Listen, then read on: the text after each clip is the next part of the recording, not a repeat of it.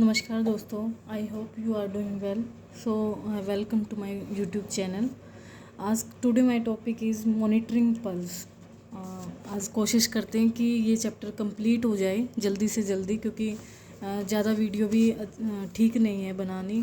पर क्या करें, जब लेंदी इतने टॉपिक्स इतने हैं, चैप्टर्स हैं, तो वीडियो तो बनेंगी ही. चलिए, पर फिर भी मैं कोशिश करूँगी थोड़ा सा शॉर्ट फॉर्म्स में ही हम चलते हैं और जल्दी जल्दी चलते हैं. हम पैरामीटर्स पे थे. हमारे 3 पैरामीटर्स हैं पल्स के: रेट, रिदम एंड वॉल्यूम. देखिए आप ना, ये वाला जो पिक्चर है ना, ये अच्छे से एक बार अपने नोटबुक में बना लेना. और ये जो पल्स हैं, नॉर्मल पल्स हैं, इनको अपना नोटबुक में लिख लेना. कई बार एम्स में तो मैंने कभी देखा नहीं है, पर आ भी सकता है क्वेश्चन, जो रोहतक पीजीआई है या चंडीगढ़ पीजीआई है, जो भी है. पर एक बार इनको, ये इम्पोर्टेंट है, कर लेना इनको, क्योंकि ये थोड़ा लेंदी टॉपिक जा रहा है काफ़ी. तो ये देखो, नॉर्मल जो हमारी पल्स होती हैं, स्मॉल, वीक और pulses, large bounding pulses, bisferiens pulse, pulses alternans, bigeminal pulse और पैराडॉक्सिकल पल्स. तो इनमें से इम्पोर्टेंट है ना, पैराडॉक्सिकल पल्स है. ये काफ़ी टॉपिक्स में क्वेश्चन बन सकता है इसमें, ठीक है. और भी जो पल्स हैं ये आप पढ़ लेना. अब मैं पैराडॉक्सिकल पल्स ही करवाती हूँ आपको. देखो, जो हमारी पल्स होती है, एक बार एक्सपायर और फिर inspire, inspiration expiration, inspiration expiration, इस तरीके से हमारी पल्स चलती है. तो पैराडॉक्सिकल पल्स में भी डिटेक्टेड, जो पैराडॉक्सिकल पल्स है उसको हम डिटेक्ट कर सकते हैं. Palpable decrease in the pulse amplitude in quick inspiration.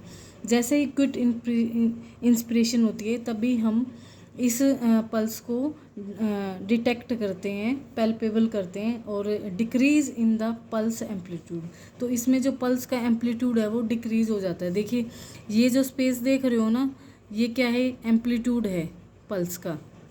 ये एक्सपिरेशन के टाइम पे तो देखो कितना वाइड है, बट इंस्पिरेशन के टाइम पे क्या है, ये बिल्कुल शॉर्ट होता चला जा रहा है. तो इसी को बोलते हैं कि पैराडॉक्सिकल पल्स. आप है ना, टॉपिक को जितना हिंदी में और समझ के लर्न करोगे ना, उतना ही आपको लॉन्ग टाइम, लंबे समय तक याद रहेगा. Paradoxical pulse is found in. अब ये आपको ये इम्पोर्टेंट क्वेश्चन बनता है यहाँ पे, कि जो पैराडॉक्सिकल पल्स है वो कौन कौन सी डिजीज़ के अंदर पाया जाता है. तो पैराडॉक्सिकल जो पल्स है, एक तो पेरिकार्डियल टेम्पोनेंट. पेरिकार्डियल टेम्पोनेंट में क्या होता है कि जो हार्ट होता है हमारा, वो कंप्रेस हो जाता है. और किसके कारण कंप्रेस होता है, कंप्रेशन भी किसी के कारण ही होगा. या तो हार्ट की सराउंडिंग में पानी इकट्ठा हो जाए, ठीक है, फ्लूइड इकट्ठा हो जाए, तब हमारा जो हार्ट है वो कंप्रेस होगा, ठीक है. सेकंड डिजीज़ है कंस्ट्रक्टिव पेरिकार्डाइटिस. कंस्ट्रक्टिव पेरिकार्डाइटिस में क्या होगा कि लॉस ऑफ पेरिकार्डियल इलास्टिसिटी. जो हार्ट हमारा पंप करता है ना, बंद होता है, खुलता है, बंद हो जाता है, खुलता है, जो ये हमारी इलास्टिसिटी है हार्ट की, वो क्या हो जाती है, लॉस हो जाती है, कम हो जाती है. और कम होने के बाद क्या होगा कि रेस्ट्रिक्ट हो जाएगा वेंट्रिकुलर ब्लड फीलिंग. और ये क्यों होगा, इसका कारण भी होगा. तो ये क्यों, ये इसका कारण है कि जो हमारी पेरिकार्डियम जो मसल्स हैं, उनके अंदर क्या हो जाएगा, ग्रैनुलेशन, टिश्यू फॉर्मेशन होने लगेगा, टिश्यू की ग्रोथ होने लग जाएगी और ज़्यादा, ठीक है. स्लो कब होगा, जब किसी के ऊपर प्रेशर आएगा. और प्रेशर क्यों आएगा, जब उसके ऊपर कुछ ना कुछ चलता रहेगा, ठीक है. तो उसके ऊपर कुछ इकट्ठा हो जाता है, तो वो क्या इकट्ठा हो जाता है, ग्रैनुलेशन टिश्यू बनने लग जाते हैं, जिसके कारण लॉस ऑफ पेरिकार्डियल इलास्टिसिटी. और जब लॉस हो जाती है इलास्टिसिटी, तो जो वेंट्रिकुलर फीलिंग है वो क्या हो जाएगी, रेस्ट्रिक्ट हो जाएगी. उसी को बोलते हैं कंस्ट्रक्टिव पेरिकार्डाइटिस. अब करते हैं ऑब्स्ट्रक्टिव लंग डिजीज़. ये ऑब्स्ट्रक्टिव लंग डिजीज़ में भी पैराडॉक्सिकल पल्स डिटेक्ट कर सकते हैं, ठीक है. और ऑब्स्ट्रक्टिव लंग डिजीज़ कौन सी होगी, ब्रोंकाई, ब्रोंक्यूल्स और ये अस्थमा, ठीक है. तो ये इम्पोर्टेंट है ऑब्स्ट्रक्टिव लंग. अस्थमा तो बड़ा इम्पोर्टेंट टॉपिक है, क्योंकि आजकल है ना, अस्थमा काफ़ी जुवेनाइल अस्थमा भी आप देखने को मिलेगा, क्योंकि छोटे छोटे बच्चों में एलर्जी इतनी हो रखी है जिसकी कोई हद नहीं। चलो इस टॉपिक को हम और बाद में करेंगे, आगे रेस्पिरेशन का भी टॉपिक आ रहा है, उसी में कर लेते हैं। अब करते हैं पल्स रिदम। पल्स रिदम में क्या होता है, अरिदमिया और डिसरिदमिया। आपको अरिदमिया देखने को मिलेगा एग्ज़ाम में, कोई से भी एग्ज़ाम में देखने को मिले पर मिलेगा। तो रिदम क्या होता है, रिदम क्या होता है, रिदम एक पैटर्न होती है। जैसे कि हम जब सिंगिंग करते हैं तो एक रिदम में ही सिंगिंग करते हैं ना। तो स्पीच वाले जो थेरेपिस्ट होते हैं वो क्या बोलते हैं, किसी पेशेंट को किसी बच्चे की आवाज़ लाने के लिए वो बोलते हैं कि बच्चों को मन ही मन में गुनगुनाओ। तो रिदम का मतलब है कि लगातार, ठीक है। तो ये पल्स रिदम का मीन्स है यहाँ पे pattern of pulsation and interval between them, ठीक है, pattern of pulsation and interval between them. और रिदमिया और dysrhythmia. Rhythmia refer to an irregular rhythm in which pulses are not evenly spaced. Regular rhythm may present as premature, late or missed pulse beat and random irregular beats in either predictable or unpredictable pattern, ठीक है। Dish means irregular, रिदमिया means regular, बस यही है इसमें। चलो next कर लेते हैं। बस यही याद रखना कि पैराडॉक्सिकल जो पल्स है, पैराडॉक्सिकल पल्स या पल्सेस डॉक्सेस, ठीक है। तो बस इसमें यही एक क्वेश्चन बनता है कि ये जो पैराडॉक्सिकल पल्स है इसमें एम्पलीट्यूड इंक्रीज होता है, डिक्रीज होता है, क्या होता है। तो इसमें आपको ये याद रखना कि एम्पलीट्यूड डिक्रीज हो जाता है, ठीक है। और हम डिटेक्ट ड्यूरिंग क्विक इंस्पिरेशन पे करते हैं with return to full amplitude on expiration, ठीक है। आप करते हैं फैक्टर्स इन्फ्लुएंसिंग पल्स। तो कौन कौन से फैक्टर हैं जो पल्स को इन्फ्लुएंस करते हैं, तो ये तो आपको कॉमन सा पता होगा। एक तो एज वेरी करती है, फीटल पल्स हो गया, फीटल जो पल्स होगी वो कितनी होगी, ये क्वेश्चन अपना लिख लो, 120 से 160। तभी बच्चे क्या होते हैं, बच्चों को गर्मी भी बहुत ज़्यादा लगती है। पर पेरेंट्स क्या होते हैं, अगर जिनकी शादियां होने वाली हैं वो ध्यान रखना कि बच्चों को उतना ही कपड़े बच्चों को पहनाने चाहिए जितनी हमें सर्दी लगती है, जितनी हमें गर्मी लगती है उतने ही कपड़े पहनाओ। कई पेरेंट्स होते हैं कि ऐसे ठूस ठूस के बच्चों को ना साथ साथ कपड़े पहना देते हैं, मैंने देखा हुआ है खुद हॉस्पिटल में, ठीक है। तो ऐसा नहीं करना। बाय नॉलेज की अगर जब आपके भी बच्चे होंगे तो आपको जैसा आप इन्वायरमेंट में फील करते हैं ऐसा ही बच्चा फील करता है। हमारी तो अडल्ट्स की 72 बीट पर मिनट है, हमें इतनी गर्मी लगती है, तो जिसकी पल्स रेट 120 से 160 बीट पर मिनट होगी तो बच्चे का क्या हाल होता होगा, ठीक है। The new born range between 70 and 190। मैं आपको ये बीच बीच में फैमिली की या बच्चे की जो भी आता है मैं बताती इसलिए हूँ कि शिक्षा सिर्फ दूसरे के लिए और पैसे कमाने के लिए कहीं नहीं की जाती है। शिक्षा का मतलब, एजुकेशन का मतलब है कि आपको कितनी नॉलेज है और उस एजुकेशन का आप कितना यूज़ कर रहे हैं अपनी फैमिली में भी, बाहर भी, इनकम में भी, हर चीज़ में। तो इसलिए मैं आपको ये छोटी छोटी भी बातें मैं साथ साथ बताती रहती हूँ कि आपको इन चीज़ों की नॉलेज भी होनी चाहिए कि आप दूसरे को भी इन चीज़ों को बता सकें, डिस्कस कर सकें। चलिए अब आपसे ये पूछा जाएगा कि फीटल पल्स कितनी होती हैं, तो 120 to 160 दे देंगे 4 ऑप्शन और उसमें से आपको ये करना है। ये क्वेश्चन लिख लो, ठीक है। New born range between 70 to 190 और एवरेज बीट्स कितनी होंगी, 120 beats per minute. Adult pulse rate range is generally considered to be between. देखो अब हम क्या करते हैं, 72 तो होती ही होती हैं, ठीक है। और अगर 72 ना मिले तो कहाँ कितना अडल्ट पल्स कितनी कंसीडर की जाएंगी, 60 से 90 बीट पर मिनट। इस क्वेश्चन को भी लिख लो। ये क्वेश्चन ऐसे ही बनते हैं, दिमाग चकरा जाता है वहाँ पे जब ऑप्शन देखते हैं ना, और फिर अरे यार पता नहीं 72 बीट्स होती हैं, अब कौन सा लगाएं। तो कम और ज़्यादा 60 भी हो सकती हैं और 90 तक भी जा सकती हैं। अगर 60 से कम होगी तो ब्रेडिकार्डिया और 90 से अबव होगी तो टैकिकार्डिया, ठीक है। देखो यहाँ पे मैंने आने वाला क्वेश्चन ही मैंने बता दिया आपको। आप इसको लिख लो। Highly train athlete the resting value में be considerably lower. Lower resting value occur because cardiac contraction is 40 to 50। तो जो एथलीट होते हैं ना उनमें ये वैल्यू और भी कम होती है। कितनी होती है? 40 से 50। अपने अच्छे से नोट्स बना लो इनको। जेंडर का तो आपको पता ही है। Man and boys typically have slightly lower pulse rates than women and girls. ठीक है, तो देखो गर्ल्स एकदम गुस्सा क्यों हो जाती हैं, एकदम हाइपर हो जाती हैं, वो इसीलिए हो जाती हैं उनकी पल्स रेट जो होती हैं वो थोड़ी हाई होती हैं। और मैन और बॉयज़ की क्या होती है, थोड़ी लोअर होती हैं, इसलिए वो थोड़ा शांत भी रहते हैं। Emotions and stress. इमोशंस और स्ट्रेस कैसे इन्फ्लुएंस करते हैं पल्स को? ग्रीफ का मीन होता है यहाँ पे दुख। ठीक है, दुख। फियर, एंगर, एक्साइटमेंट, एंजाइटी और पेन। नेक्स्ट है exercise. Oxygen demand of skeletal muscles are significantly increase during physical activity.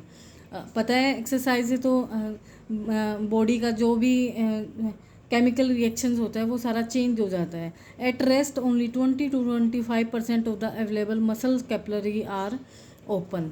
ठीक है, बस इसमें यही करना है और कोई नहीं करना है इसमें। ये आप एक बार ये पढ़ लेना,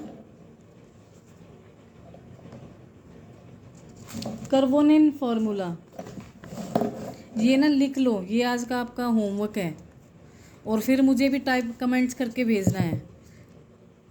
कार्बोनिन फॉर्मूला गूगल पे डालना और लिख लो इसको। होमवर्क है आपका आज का। अब रोज़ाना एक मैं होमवर्क भी दूंगी आपको। अब करते हैं मेडिकेशन भी पल्स को काफ़ी इन्फ्लुएंस करती हैं। कार्डियक डिजीज़ होगी, हाइपरटेंशन की होगी है, काफ़ी सारी जो मेडिकेशन होती हैं वो करती हैं। फिर है पल्स साइट कर लेते हैं। देखो पल्स साइट,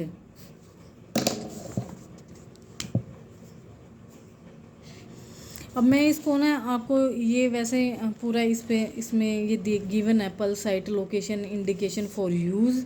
ठीक है, बट ये इतना आता नहीं है, बस आपको पर नाम ज़रूर पता होने चाहिए। मैं आपको पिक्चर्स में दिखाती हूँ। देखिए शुरू से लग जाएं, अपने हाथ को लें और अपने हाथ से याद करते चलें कि जो पल्स है, पल्स को हम कहाँ कहाँ से चेक कर सकते हैं। सबसे पहले हम जैसे ही हमें बुखार होता है ज़्यादा, ठीक है, तेज़ फीवर आता है, तो हम क्या करते हैं, सिर पे हाथ लगाते हैं। सिर पे हाथ नहीं लगाना, टेम्पोरल एरिया पे लगाओ आप, वहाँ से पता लग जाएगा, वहाँ से आप पल्स चेक कर सकते हो और टेम्परेचर भी। ठीक है, टेम्पोरल। फिर है एक्सटर्नल कैरोटिड नेक में, फिर एल्बो जॉइंट पे ब्रेकियल, फिर रिस्ट जॉइंट पे radial and ulnar nerve. Most of हम पल्स ज़्यादा रेडियल नर्व बोल रही हूँ, आर्टरी, रेडियल आर्टरी से चेक करते हैं। फिर आते हैं फीमोरल आर्टरी, इंग्वेनल कैनाल से जस्ट नीचे, popliteal artery behind the knee घुटने के पीछे। और फिर जो एंकल जॉइंट है उसके डोर्सल एरिया, जैसे पैर का ऊपर का एरिया डोर्सल होता है और नीचे का एरिया प्लांटर वो वेंट्रल होता है, तो ये डोर्सैलिस पैडिस। इन प्लेसमेंट पे हम पल्स को चेक कर सकते हैं। अब हम पल्स की इंस्ट्रूमेंट चेक कर लेते हैं कि पल्स को हम कैसे कैसे चेक कर लेते हैं। ठीक है, तो टेलीमेट्री मैंने एक एग्ज़ाम में कहीं ये देखा था, वर्ड देखा था, पर याद नहीं है कौन से एग्ज़ाम में आया था। पर आप देख लो कि टेलीमेट्री क्या होता है। टेलीमेट्री होता है साइंस और रिमोट मेजरमेंट। क्या होता है ये एक रिमोट मेजरमेंट होता है जो कि गैदरिंग करता है data, distance source and transmitting the data electronically. ठीक है, ये इलेक्ट्रॉनिकली डेटा कलेक्ट करता है। और इसका एग्जांपल ये है कि NASA design a sophisticated telemetry system to ground monitor astronauts vital sign data from space.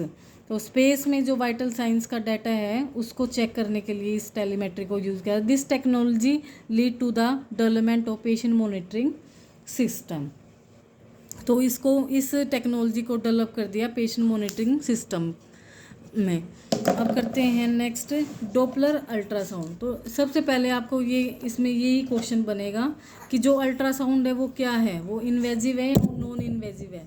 तो ये क्या है, ये नॉन इन्वेजिव इंस्ट्रूमेंट है। बस इतना ही याद करना है, इसमें और कुछ नहीं आएगा। तो पल्स ऑक्सीमीटरी में हम क्या करते हैं, PaO2 partial pressure of oxygen. Pa क्या है यहाँ पे, पार्शियल, और O2 ऑक्सीजन प्रेशर। SaO2 क्या है, आर्टियल हीमोग्लोबिन ऑक्सीजन सेचुरेशन। क्या है आर्टियल, देखो SA आर्टियल, S का मतलब है सेचुरेशन, A का मतलब है आर्टियल, O का मतलब है ऑक्सीजन। ऑक्सीजन कहाँ होगी, हीमोग्लोबिन में। तो आर्टियल ब्लड में आर्टियल हीमोग्लोबिन ऑक्सीजन सेचुरेशन। बस इनके नेम याद कर लो। अब कर लेते हैं ऑक्सीजन सेचुरेशन लेवल। ये क्वेश्चन आ सकता है आपका, इम्पोर्टेंट है ऑक्सीजन सेचुरेशन, और पता भी होना चाहिए। Oxygen saturation level are between 96% and 100%। जो नॉर्मल ऑक्सीजन सेचुरेशन होना चाहिए वो कितना होना चाहिए, 96 से 100% होना चाहिए। पर अब नॉर्मल कब नोट करते हैं, saturation level below 90% are consider significant and warrant additional testing beyond the data provide pulse oximetry. अगर 90 से नीचे आ जाता है तो उसको प्रोवाइड करते हैं पल्स ऑक्सीमीटरी, चेक करते रहते हैं बार बार कि इनका सेचुरेशन क्यों फ्लक्चुएट कर रहा है। बट जो एबनॉर्मल होता है ना, इमरजेंसी कंडीशन, बिल्कुल वो होती है 80 से बिलो। हाइपोक्सिया मीन्स ऑक्सीजन की कमी होना। एनोक्सिया मीन्स जो complete lack of oxygen a condition that can be situated only a very brief period. Hypoxia is a diminish supply of oxygen available to body tissue and anoxia is the complete lack of oxygen. Anoxia और hypoxia में difference लिखो। Sorry दिखाई नहीं दे रहा, मेरा भी ध्यान नहीं गया। हाइपोक्सिया का मीन्स क्या है कि डिमिनिश हो जाना, जैसे कि कोई भी मान लो तार है और वो तार क्या हो गई है, हिल गई है, तो हम हिला के यूँ करते हैं ना कि लाइट आ जाए। तो डिमिनिश का मतलब ऐसा ही होता है, डिम लाइट, कभी आ रही है कभी जा रही है, कभी आ रही है कभी जा रही है। तो जब ऑक्सीजन कभी आ रहा है कभी जा रहा है, ठीक है, डिमिनिश हो रहा है, स्लो हो रहा है, तो वो होता है हाइपोक्सिया। और एनोक्सिया का मतलब क्या है कि लाइट भाग गई, ठीक है। तो complete lack of oxygen means oxygen ख़त्म हो जाना, बिल्कुल ख़त्म हो जाना, उसको बोलते हैं एनोक्सिया, ठीक है। और सेचुरेशन को हम मॉनिटर में चेक करते हैं SpO2 से। नेक्स्ट है मॉनिटरिंग रेस्पिरेशन। मॉनिटरिंग रेस्पिरेशन, वैसे रेस्पिरेशन का मैंने वीडियो बनाया है पहले, बट देख लेते हैं थोड़ा, जल्दी देख लेते हैं। रेस्पिरेटरी ट्रैक सबको पता है, सबको पता होगा, नोस्ट्रिल से शुरू होता है और एल्वियोलाई पे ख़त्म हो जाता है, फिर रिटर्न एल्वियोलाई टू नोस्ट्रिल। अच्छा एक और बात बताइए, जो एक नई और मैं आपको नॉलेज की बात बताती हूँ। जो ये टेम्परेचर है हमारा, आप कभी चेक करना, एक नोस्ट्रिल से आपको गर्म हवा निकलती मिलेगी और एक में ठंडी निकलेगी। और हम दोनों ही सीज़न में ऐसे कैसे अपने आप को अडेप्ट कर लेते हैं, ठीक है। तो जो मैं योग में बता देती हूँ, किसी ने पढ़ा हो हठ योग में, सूर्य नाड़ी और चंद्र नाड़ी, ठीक है, हठ योग में है। तो सूर्य नाड़ी जो होती है वो राइट साइड में और चंद्र नाड़ी लेफ्ट में। तो राइट में देखना आप फील करोगे कि गर्म एयर आ रही है, लेफ्ट में देखोगे कि थोड़ा ठंडा एयर है, फील करके देखना आप कभी। तो ये जो दोनों हैं, ऐसा क्या है हमारे बॉडी के अंदर नाक के ऊपर कि ये एयर गर्म और ठंडी इस तरीके से आती है, क्योंकि हवाएं ऐसा तो है नहीं कि हमेशा गर्म ही चलती रहती हैं, और ऐसा भी नहीं है कि ठंडी चलती रहती हैं। तो ठंड में ठंडी होती हैं और गर्मी में गर्मी होती हैं। तो ये टेम्परेचर कौन चेक मतलब इस टेम्परेचर को मेंटेन कौन करता है? वो करता है कोन का। कौन करता है? इसको कोन के बोल सकते हैं, CONCHAE, जो ये कोन के हैं, ये हमारी एयर के टेम्परेचर को बनाती हैं, गर्म और ठंडा। ये मेरे से वाइवा में पूछा गया था, योगा के वाइवा में पूछा गया था ये क्वेश्चन। चलो वैसे योगा वाले अगर बच्चे भी होंगे तो UGC नेट एग्ज़ाम है, ज़रूर दो उस एग्ज़ाम को भी। करते हैं चलो रेस्पिरेशन का part. The anatomical arrangement of लैरिंग्स and pharynx. यहाँ पे एक क्वेश्चन बताऊंगी जो लैरिंग्स और लैरिंग्स में मैं एक क्वेश्चन बताना भूल गई, जो कि आया था एडम्स एप्पल पे। तो ये पूछा जा सकता है क्वेश्चन यहाँ पे, जो हमारा एडम्स एप्पल है ये कहाँ प्रेजेंट होता है? ये होता है लैरिंग्स के अंदर, एडम ADAM। और ये बॉयज़ के अंदर होता है, प्रोमिनेंट बॉयज़ के में दिखता है। देखो कई बार आपने देखा बॉयज़ में गर्दन में थोड़ी सी बोन प्रोमिनेंट आपको दिखाई पड़ेगी, उसी को बोलते हैं एडम्स एप्पल। और ये एडम्स एप्पल कहाँ आपको मिलेगा? ये मिलेगा लैरिंग्स में। तो ये क्वेश्चन आ चुका है, कई बार आ चुका है क्वेश्चन एडम्स एप्पल पे, ठीक है। और लैरिंग्स किसका वर्क करता है? फंक्शन फोनेशन का, production of vocal sound and coughing. Laryngopharynx is the area where solid and liquid food. अब देखो लैरिंग्स और फेरिंग्स का यहाँ पे क्या काम है? जो ये हमारा लैरिंग्स और फेरिंग्स है ना, लरेंगोफेरिंग्स, ये सॉलिड और लिक्विड फूड को क्या कर देता है? सेपरेट कर देता है। क्या करता है? सेपरेट। और फेरेंजियल जो मसल होती हैं, ये muscle close the glottis during swallowing to protect the lungs from aspiration. तो ये सिंपल सा है, जो दोनों ये ऑर्गन है हमारे लैरिंग्स और फेरिंग्स, लैरिंगोफेरिंग्स, ये हमारे फूड को सेपरेट कर देते हैं। और जो फेरेंजियल नर्व हैं साथ में अटैच हैं, वो मसल क्या कर देती हैं? जो हमारा ट्रैक है, रेस्पिरेटरी ट्रैक, तो ग्लोटिस को बंद कर देती हैं। किस टाइम पे? जब हम खाना खाते हैं।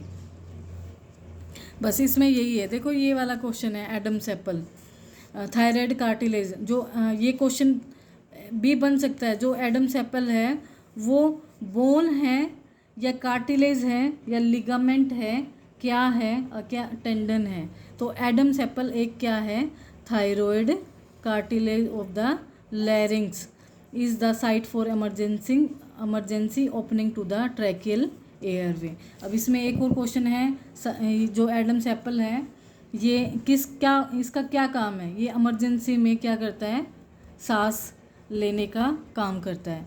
तो ट्रैकिया, बस यहाँ पे ये क्वेश्चन बना लो अपना, ट्रैकिया का साइज़ कितना है? तो जो ट्रैकिया का लेंथ है वो 4 से 5 इंच है।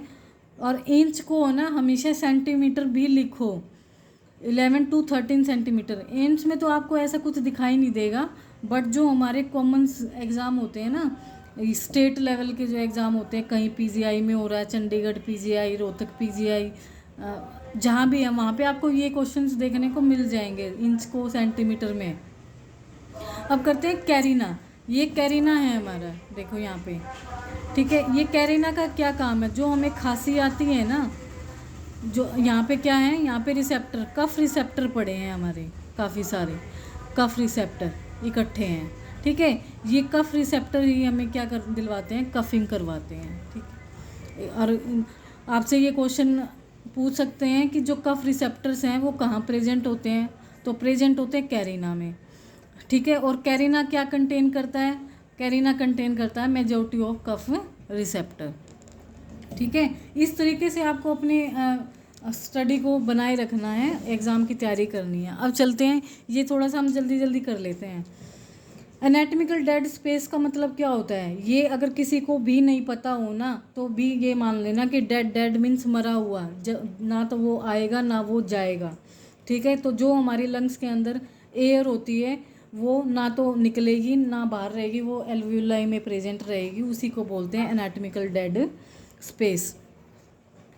अब करते हैं respiration regulatory mechanism, important, UGC में भी बहुत बार पूछते हैं इस क्वेश्चन को, UGC नेट में, ठीक है। ब्रीदिंग इज कंट्रोल बाय, जो ब्रीदिंग है इसको कंट्रोल करने का सेंटर कहाँ है, रेस्पिरेटरी सेंटर पूछा गया है। तो ये रेस्पिरेटरी सेंटर है पोन्स एंड मेडुला में, ठीक है, पोन्स और मेडुला। बस यहाँ पे यही क्वेश्चन बनता है और कोई इतना खास क्वेश्चन बनेगा नहीं। Respiration also is influenced by a protective stretch mechanism called the Hering Breuer reflex. जो हेरिंग बेरुरर रिफ्लेक्स है ये मोस्ट ऑफ कॉमन न्यूनेट्स में देखने को मिलेगा, ठीक है। और ये क्या है, एक impact on the breathing pattern. ये एक जो ब्रीदिंग पैटर्न है बच्चे की उस पर क्या इम्पैक्ट आता है इस रिफ्लेक्स से। तो respiration is also stimulated by vigorous movement of the joints and muscle exercise and is strongly influenced by the voluntary cortical control, ठीक है। इसको और अगर नॉलेज में लेना है तो आप यूट्यूब पे एक बार डाल के इस टॉपिक को और अच्छे से देख लेना। हाँ, पर बस इतना पता होना चाहिए कि जो ये रिफ्लेक्स है ये breathing pattern of neonates impact check करने के लिए ये रिफ्लेक्स का सिग्निफिकेंट देखा गया है। फैक्टर इन्फ्लुएंसिंग रेस्पिरेशन, अब फैक्टर्स पता है रेस्पिरेशन को, metabolic rate, age, environment, body size, exercise, body position देख लेते हैं। जब लेटे होते हैं मीन्स ले डाउन, तब क्या होता है, जो हमारा चेस्ट होती है वो काफ़ी कंप्रेस हो जाती है, ठीक है, सांस लेने में ज़्यादा दिक्कत आती है। पर जैसे ही हम पेशेंट को अपराइट पोजीशन कर देते हैं तो पेशेंट अच्छे से ब्रीथ कर जाता है, ठीक है। तो increase resistance to breathing. Pregnancy के टाइम पे फीटस शिफ्ट जो फीटस होता है, बच्चा होता है पेट में, वो क्या होता है, वो ना ऊपर की ओर शिफ्ट होता जाता है। तो diaphragm fetus shift the diaphragm upward as well as a patient with congestive heart failure. इस वजह से हार्ट फेल होने के भी चांस होते हैं। ये पोजीशंस हैं आपकी। एनवायरनमेंट एक्सपोजर टू पोल्यूटेंट, ये आपको फैक्टर्स सारे पता ही हैं। फैक्टर्स तो वैसे कभी आते नहीं हैं और कहीं आ भी जाएं तो कोई ये आप कर लोगे।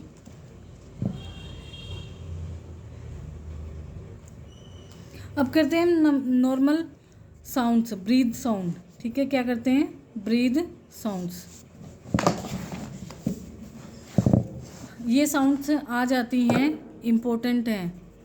नॉर्मल और एबनॉर्मल दोनों ही करने हैं। वीजिंग, देखो नॉर्मल कौन क्या है, नॉर्मल तो हमारी है वेस्कुलर ब्रीद साउंड, जो कि हियर्ड होती है primary during inspiration and sound relatively smooth and soft.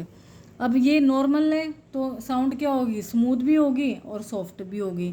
Abnormal, जो common abnormal advantages sound of breath include, first है वीजिंग। वीजिंग में क्या होगा, वीजिंग में जो एयर पासिस है वो क्या हो जाएगी, जो हमारा एयरवे ट्रैक है ना वो क्या हो जाएगा, नैरो हो जाएगा, छोटा हो जाएगा। ब्रोंकाई ब्रोंक्यूल जो हैं वो क्या हो जाएंगे, सिकुड़ जाएंगे, छोटे हो जाएंगे, ठीक है, जिसके कारण हमें वीजिंग साउंड्स दिखाई देगी। और वीजिंग साउंड्स किस डिजीज़ में दिखाई देगी, ये कॉमन सिम्टम्स है किसका, अस्थमा का। और आज मैं आपको हार्टली रिक्वेस्ट करती हूँ कि जितने आप पेड़ लगा सकते हैं लगाओ। गवर्नमेंट का कोई भरोसा नहीं, आने वाले टाइम पे आपके बच्चों को, छोटे छोटे बच्चों को अस्थमा होने लग रहा है। एलर्जी से ही अस्थमा बनता है। और कोई 3 साल का बच्चा एलर्जी से और अस्थमा से अगर डिजीज़ से घिरा हुआ होगा तो उसकी पूरी लाइफ किस टाइप की होगी। तो मैं आपसे हार्टली रिक्वेस्ट करती हूँ कि ये सोच के कि अगर हमारे यहाँ कोई अस्थमा का पेशेंट नहीं है तो कभी होना नहीं चाहिए, और किसी को है तो उसको सांस लेने में राहत मिले। आजकल सब बिल्डिंग्स बना रहे हैं, बिल्डिंग्स पे सबका ध्यान है पर किसी को ना पेड़ लगाने पे ध्यान नहीं है। और ये रिक्वेस्ट मैं इसलिए कर रही हूँ कि क्या पता किसके घर में ऐसा बच्चा हो और जिसको रोज़ाना इनहेलर लेना पड़ता हो, ठीक है। और मैं ये इसलिए बोल रही हूँ क्योंकि मैंने ये सिचुएशन देखी है। और एक ही पेरेंट के यहाँ 2-2 बच्चे छोटे छोटे 3-3 4-4 साल के 2 लड़कियां, उनको भी अस्थमा है, इवन मेरे बेटे को भी अस्थमा ही है। तो प्लीज़ मैं हार्टली रिक्वेस्ट कि आप ज़्यादा से ज़्यादा पेड़ लगाएं घर में। अगर पेरेंट्स ये बोलते हैं ना नहीं मिट्टी बिखर जाएगी, ये हो जाएगा वो हो जाएगा, लगाओ पेड़ लगाओ, पोट में पेड़ लगाओ, बाहर जितना लगा सकते हो ना लगाओ, जितना उनको पाल सकते हो। आने वाले टाइम पे है ना आपको ही वो सब कुछ देने वाले हैं। Is also seen in congenital heart failure, airway obstruction. ठीक है, ये क्वेश्चन एम्स में आया था, आपकी बार एम्स ऋषिकेश में आया था, और यूं का यूं क्वेश्चन आया था, और ये नेक्स्ट इसमें पेज पे आने वाला है, मैं बता दूंगी आपको कहाँ पे। स्ट्राइडर हार्ट से होती है, हाई पिच होती है। ये देख लो कि ये किस किस में होती है। ये ट्रैकियल स्टेनोसिस, स्टेनोसिस मीन्स एक जगह से, देखो स्टेनोसिस का मतलब ये होता है, ये यहाँ पे कोई ऑब्स्ट्रक्शन हो जाए, स्टेनोसिस नैरो हो जाए, और presence of a foreign object, उसमें ये स्ट्राइडर। क्रैकल्स मीन्स, क्रैकल्स जैसे हमारे क्रैकर्स नहीं होते हैं, फूटते रहते हैं। ऑल्सो कॉल्ड रेल्स, बच्चों में गड़गड़ की आवाज़ सुनाई देती है ना, उसी को क्रैकल्स बोलते हैं। रैटलिंग और bubbling sound that occur knowing secretion in the air passes to respiratory tract. ठीक है। शाय, ये क्या है, प्रोलॉन्ग ऑडिबल एक्सपीरेशन, लंबी। ये किस में देखने को मिलेगी, इमोशनल स्ट्रेस में देखेंगे। स्ट्रेटर, ये स्नोरिंग साउंड होती है, ये सिक्रेशन के टाइम पे in the upper trachea large and bronchi. अब करते हैं यहाँ पे इम्पोर्टेंट। नॉर्मल तो ये है हमारी, ठीक है। Rapid slow breathing tachypnoea, rapid deep breathing hyperpnoea, tachypnoea, hyper, और ये बड़े। तो ये याद कर लेना, ये इम्पोर्टेंट बनेगा क्वेश्चन कि टेकेप्निया में क्या हो जाता है, रैपिड स्लो ब्रीदिंग हो जाती है।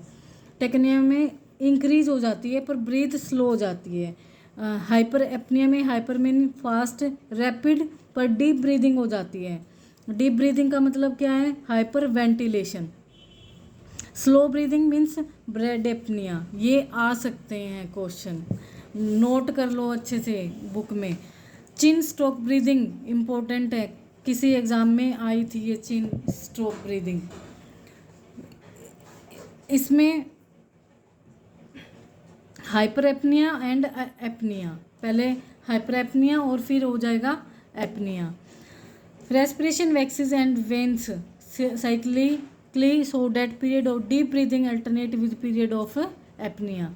एक बार पेशेंट क्या करेगा, लंबी ब्रीद ले लेगा, ठीक है, और फिर एकदम ब्रीद गायब हो जाएगी, फिर दोबारा लंबी ब्रीद लेगा, फिर गायब हो जाएगी, फिर लंबी ब्रीद लेगा, फिर गायब हो जाएगी। इसका मतलब है चिन स्ट्रोक्स ब्रीदिंग।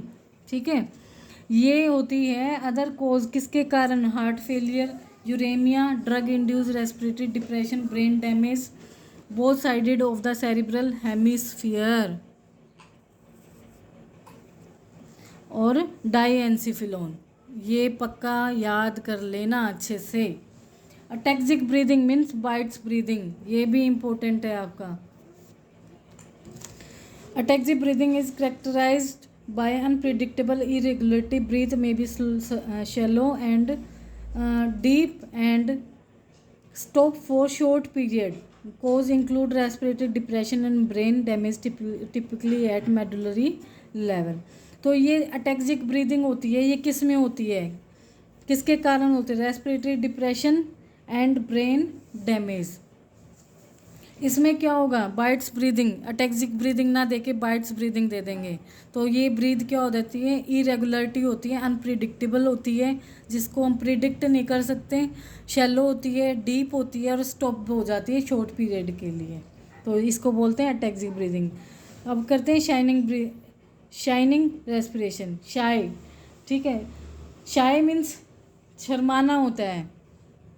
और किसी ने अगर ये सत्य के प्रयोग बुक अगर किसी ने पढ़ी है, M.K. गांधी, तो इनकी ये बुक है जो, ये बड़े शर्मीले टाइप के व्यक्ति रहे हैं। आप अगर इस बुक को भी पढ़ोगे ना तो आपको पता लगेगा कि गांधी जी कितने शर्मीले थे और कितने डरपोक थे, और इतना शर्माना और डरपोक होने के बाद भी उन्होंने हमें इतना कुछ दिया है इस देश के लिए, ठीक है। ऊपर सबके अपने अपने व्यूज़ होते हैं, अपने व्यूज़ अपने पास ही रखना, और कमेंट करके अगर देना भी चाहोगे ना तो दो, उनका सलूशन मैं दूंगी फिर। शाइनिंग रेस्पिरेशन शाई breathing punctuated by frequent sigh should alert you to the possibility of hyperventilation syndrome, a common cause of dyspnea and dizziness. Dyspnea means dyspnea का मतलब क्या है? शॉर्ट ऑफ ब्रीथ, ठीक है। ओकेजनल शाई आर नॉर्मल, ये occasionally normal हो जाती है। ऑब्स्ट्रक्टिव ब्रीदिंग प्रोलॉन्ग एक्सपिरेशन, लंबी ब्रीद होना, ठीक है। ऑब्स्ट्रक्टिव ब्रीदिंग एयर की क्या हो जाएगी? ट्रैपिंग हो जाएगी। Obstructive lung disease expiration is prolong, इसमें क्या होएगा? एक्सपिरेशन क्या होएगा? प्रोलॉन्ग हो जाएगी because increase airway resistance. Respiratory rate increases, the patient lack sufficient time for full expiration, the chest over expands air trapping and breathing become more shallow. तो अब ये देखो ऑब्स्ट्रक्टिव ब्रीदिंग में क्या होगा? जो एक्सपिरेशन है वो प्रोलॉन्ग हो जाएगी, और वो क्यों होगी? क्योंकि वहाँ पे जो एयर है, इंस्पिरेशन जो एयर है वो क्या होगी? ट्रैप होने लग जाएगी। ट्रैप होने के कारण हमारी ब्रीदिंग ऑब्स्ट्रक्ट हो जाएगी, ठीक है। और ऑब्स्ट्रक्टिव ब्रीदिंग कहाँ पे दिखाई देती है? डिसेप्निया, शॉर्ट ऑफ ब्रीथ, नैरो, और नैरो ब्रीथ कौन सी डिजीज़ है? वीज साउंड क्या है? वीज साउंड, और वीज साउंड कहाँ प्रेजेंट होती है? अस्थमा में। चलिए अब ये देख लो, इप्निया, इप्निया क्या? नॉर्मल ब्रीदिंग पैटर्न इज, ये क्वेश्चन आता है। ये क्वेश्चन पता है कब आते हैं? जो पेपर में होता है ना कि हमें 30 क्वेश्चन या 20 क्वेश्चन बिल्कुल इजी बनाने हैं, तो यही क्वेश्चन आते हैं। नॉर्मल ब्रीदिंग पैटर्न कितना है? 12 to 20 टाइम्स पर मिनट इन अडल्ट। और नॉर्मल ब्रीदिंग ना लिख के यूपनिया लिख देंगे, फिर आप कंफ्यूज हो जाओगे। तो इसको लिख लो, इसको क्या बोलते हैं? Hyper ventilation means more oxygen air लेना, मोर वेंटिलेशन ज़्यादा लेना। हाइपोकैप्निया मीन्स कम लॉस्ट कार्बन डाइऑक्साइड, सॉरी, ठीक है। Hypercapnia and hypocapnia. Hypocapnia means hypoventilation, hypercapnia means hyperventilation. Difficult or labour breathing is called dyspnoea. जो डिसेप्निया ब्रीदिंग है ये difficult or laboured breathing है, जिसको बोलते हैं हम dyspnoea. Accessory muscle such as intercostal and abdominal are often active. Primary respiration के वाली वीडियो में मैंने प्राइमरी मसल, एसेसरी मसल आपको करा रखी हैं, पर मैं दोबारा से रिवाइज़ कर देती हूँ कि एसेसरी जो मसल्स हैं वो कौन सी हमारी इंटरकोस्टल हैं और एब्डोमिनल मसल्स हैं। देखो यहाँ पे लिखा हुआ है एम्स 2023 ऋषिकेश। लॉन्ग स्टैंडिंग, ये यूं का यूं, ये इतना क्वेश्चन आया था यूं का यूं, आप यकीन नहीं करोगे। जब आप, मैंने वीडियो डाल रखी ना, उसको जब आप MCQ करोगे ना वीडियो की एम्स ऋषिकेश की, तब बताना मेरे को कि यही है मैडम। यूं का यूं पूछा गया था कि एक पेशेंट है, a patient is long standing dyspnoea is a chronic obstructive pulmonary disease. ये हॉलमार्क उन्होंने हटा दिया था, ओनली लिखा था a patient is a dyspnoea, long dyspnoea is a chronic obstructive pulmonary disease as asthma, ठीक है। यहाँ पे ब्रोंकाइटिस काट दिया था उन्होंने। तो ये पूछा गया था कि विच एक्सरसाइज विल बी डन, तो कौन सी एक्सरसाइज हम ब्रीदिंग एक्सरसाइज पेशेंट को कराएंगे। तो ऑप्शन में था diaphragmatic breathing, glossopharyngeal breathing, pursued lipped breathing और एक और ऑप्शन होगा, ठीक है। तो यहाँ पे हमारा आंसर आएगा पर्स्ड लिप ब्रीदिंग, ठीक है। तो इस तरीके से ही क्वेश्चन बनते हैं और कहीं से क्वेश्चन नहीं बनते हैं, बुक से बनते हैं क्वेश्चन। अब करते हैं ऑर्थोपनिया। ऑर्थोपनिया क्या है? Orthopnoea is difficult or laboured breathing डिसएपनिया। जहाँ ऑर्थो आ जाए वहाँ पे क्या आ जाएगा? पोस्चर, पोजीशन, इस तरीके से आ जाएगा, ठीक है। और जहाँ पोस्चर पोजीशन होगा कि पोजीशन से कोई भी पैटर्न चेंज हो जाना, तो क्या होता है? Is difficult or laboured breathing dyspnoea when the patient is lay down that is relieved by moving to a sitting or standing position. The change in position causes gravity to lower abdominal organ, allowing increased room for chest expansion. Orthopnea is characteristic symptoms of heart failure and also may be seen asthma, emphysema, pulmonary edema. तो क्या होता है? जो asthma patient होते हैं लेटने में उनको और ज़्यादा ब्रीदिंग ज़्यादा हो जाती है, तो हम उनको क्या करते हैं? थोड़ा सा पिलो लगा के बिठा देते हैं, तो फिर वो एयर को अच्छे से ले पाते हैं। अस्थमा में क्या हो जाता है? जो एक्सपिरेशन होती है वो एयर वे ज़्यादा ले जाते हैं और एक्सेल कम कर पाते हैं, इनहेल ज़्यादा एक्सेल कम कर पाते हैं, इस वजह से उनको ब्रीथ शॉर्ट हो जाती है और पैटर्न चेंज हो जाता है। अब कर लेते हैं टिकेपनिया। 24 ब्रीथ पर मिनट, ये एबनॉर्मल है। एबनॉर्मल लिख लो, नॉर्मल आपने पहले लिख ली थी, अब लिख लो normal breath. Tachypnoea 24 beats per minute. Bradypnoea is abnormally slow 10 breaths or fewer per minute, ये एबनॉर्मल है। Apnoea is the absence of respiration. Next करते हैं, अब करते हैं ब्लड प्रेशर रेगुलेशन। अब ब्लड प्रेशर बॉडी के अंदर कहीं से तो रेगुलेट होता होगा, वो होता है वैजोमोटर सेंटर से। लोकेटेड बायलेटरी होता है lower pons and upper medulla है। तो ये क्वेश्चन आ सकता है, ब्लड प्रेशर है उसकी रेगुलेशन कहाँ से होती है? या तो वो सेंटर पूछ लेंगे या फिर वो ऑर्गन का नाम पूछ लेंगे। तो आपको रेगुलेशन कौन से सेंटर से होता है? वैजोमोटर सेंटर से। और वैजोमोटर जो सेंटर होते हैं ये लोकेटेड कहाँ होते हैं? ये पोन्स और अपर मेडुला में होते हैं। ये इम्पोर्टेंट है, ओनली मेडुला नहीं, upper medulla. Vasomotor centre assist in providing the stable arterial pressure. Stable arterial pressure required to maintain blood flow to body tissue and organ. अब कर लेते हैं कि ये भी कौन कराता है रेगुलेट? बैरो रिसेप्टर्स कराते हैं। लोकेटेड होते हैं carotid sinus and aortic sinus. बस इतना ही आपको पता होना चाहिए। ये वाल्सेल्वा मैनुएबर, ये ना रोहतक पीजीआई में क्वेश्चन पूछा गया था। आज से 10 साल पहले पीजीआई का एग्ज़ाम हुआ था, रोहतक पीजीआई। रोहतक पीजीआई, तो इस रोहतक पीजीआई में ये वाल्सेल्वा मैनुएबर पूछा गया था। चंडीगढ़ पीजीआई में, पिजमर में, इनमें ये क्वेश्चन आ जाते हैं, तो इम्पोर्टेंट है। और इसको याद करने का एक तरीका मैं आज आपको बताऊंगी, कैसे बताऊंगी। अगर किसी भी स्कूल कॉलेज में अगर किसी ने नहीं कराया है तो आज देखो इसको, ये क्या है। आपको मेरे छोटे बच्चे की आवाज़ आ रही होगी, चलो आप भी सुन लो। ये बड़ा एक्साइटेड हो रहा है वीडियोस देखने में, बिल्कुल छोटा सा है, पास में ही बैठा हुआ है। चलो कोई नहीं, ये तो बैठा ही रहेगा, ठीक है। हम अपना कंटिन्यू करते हैं।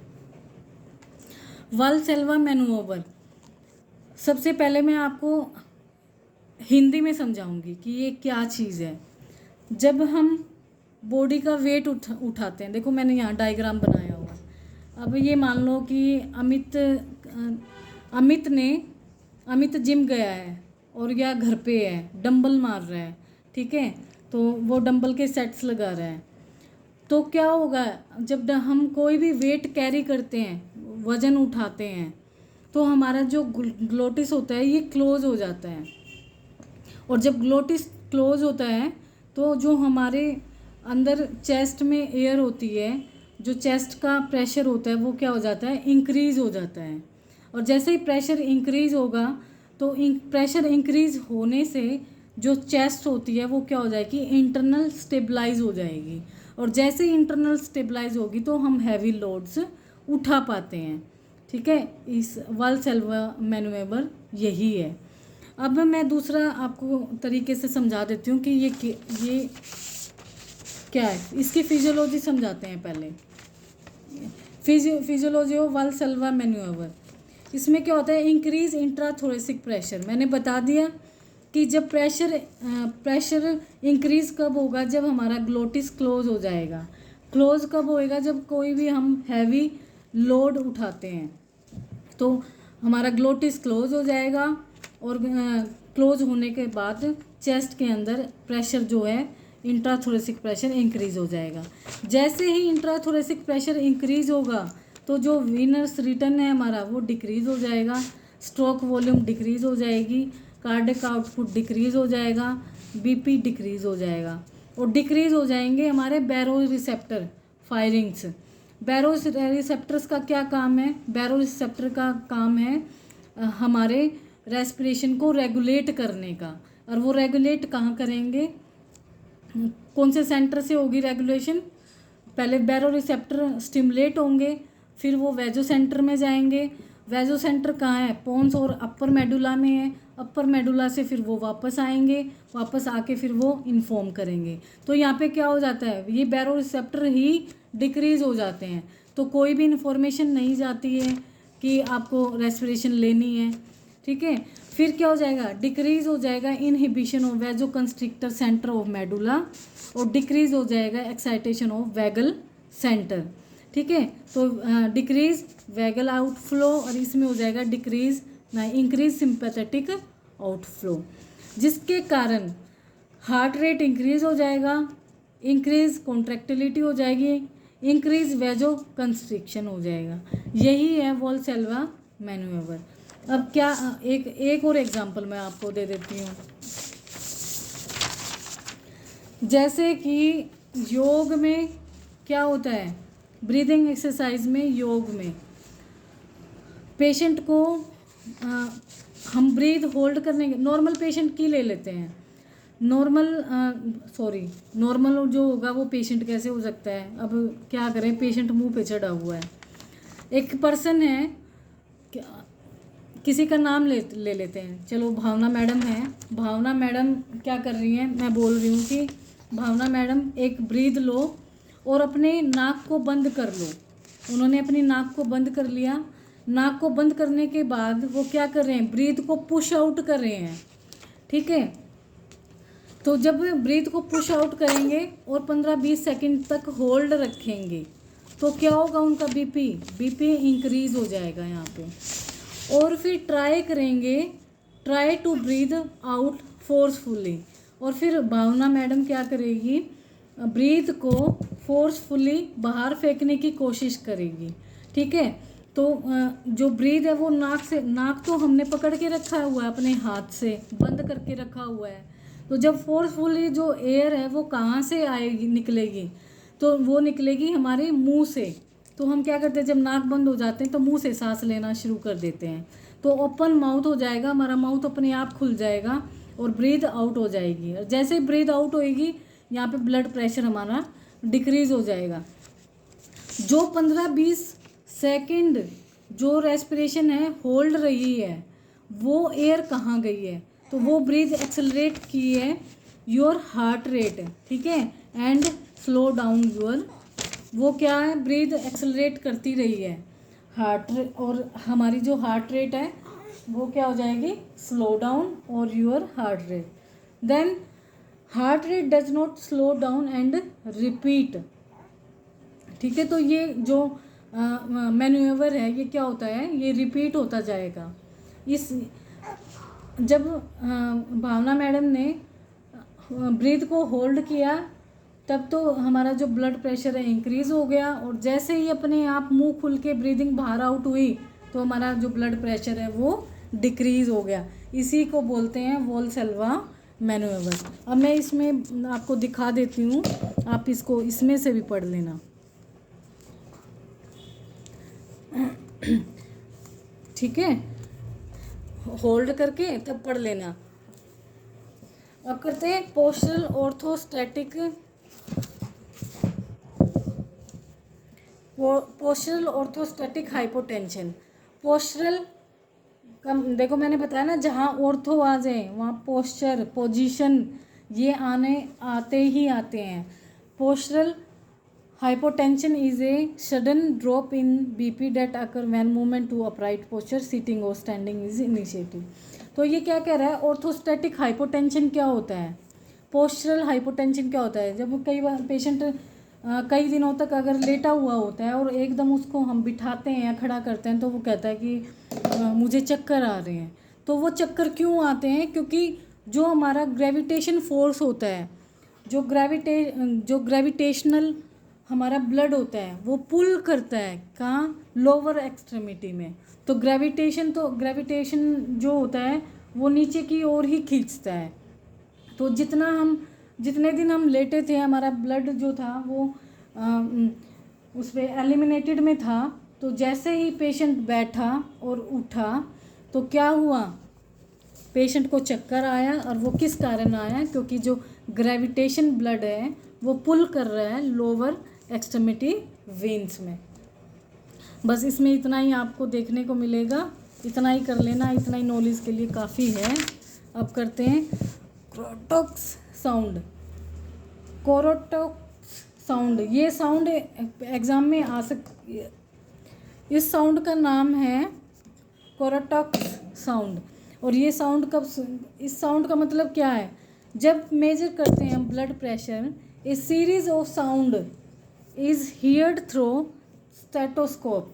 जब हम ब्लड प्रेशर मेज़र करते हैं, आजकल तो ये डिजिटल आ चुके हैं, डिजिटल में हमें पैल्पेट करने की ज़रूरत नहीं पड़ती है। पर जब मैनुअल ब्लड प्रेशर वो थे स्विग मैनोमीटर, उसमें हम क्या करते थे, ब्रेकिल कह रहे हूँ, एल्बो जॉइंट पे लगा, हम यहाँ पे लेटरल साइड पे लगा के और फिर एक साउंड सुनते थे।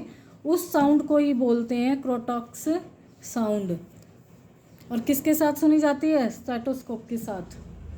सो फाइनली आज ये चैप्टर कंप्लीट हो गया है। किसी को कुछ समझ में ना आया तो प्लीज़ कमेंट कर देना, और किसी को मेरे से भी ज़्यादा अगर नॉलेज है ना तो प्लीज़ वो मुझे कमेंट करके बता दें। मुझे सीखना बड़ा अच्छा लगता है, ठीक है। इसमें कोई शर्माने की बात नहीं है कि मैं अगर पढ़ा रही हूँ तो कमियाँ तो हर किसी के अंदर होती हैं। ऐसा नहीं होता है कि सब बिल्कुल फिट होते हैं, सब परफेक्ट होते हैं। हर किसी के अंदर परफेक्ट कमियाँ होती हैं, हर किसी के अंदर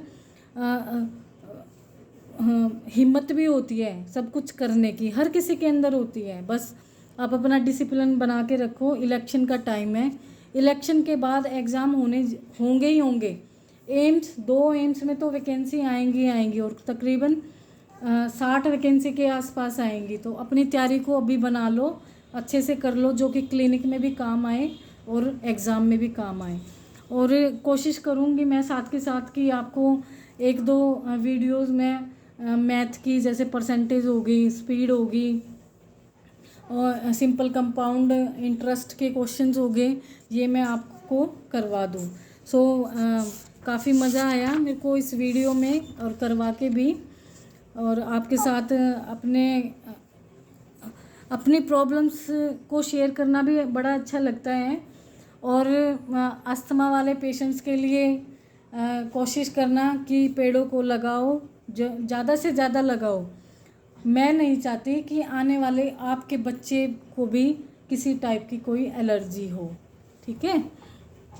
इन बातों का कोई अगर कहीं पे ऐसा लगता हो मैडम बुरा बोल रही हैं तो प्लीज़ उसके लिए माफ़ी। और आज का हमारा ये एक टॉपिक पूरा कंप्लीट हो गया है। अच्छे से नोट्स बनाओ और जी जान लगा के पढ़ डालो।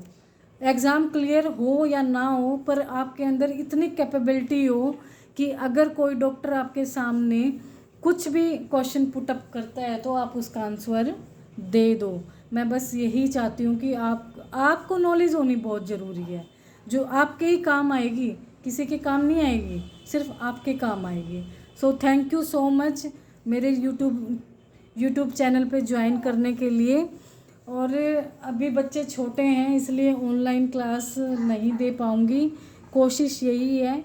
और यूजीसी नेट का अगर कोई तैयारी कर रहा है बच्चा तो मुझे एक बार मैसेज कर देना, कुछ हेल्प हो तो ज़रूर करेंगे। Thank you so much, good day.